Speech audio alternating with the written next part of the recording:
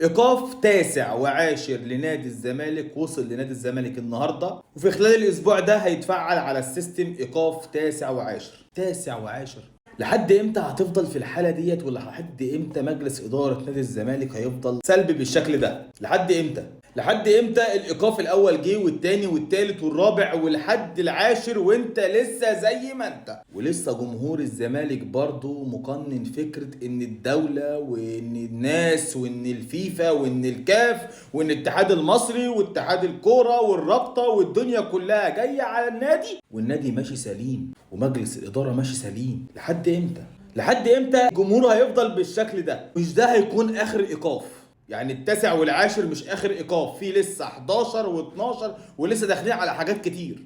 لعيبه ما خدتش مستحقاتها وايقافات عماله تنزل على نادي الزمالك، لعيبه عماله تفسخ العقد من طرف واحد وتمشي، ولسه نادي الزمالك زي ما هو.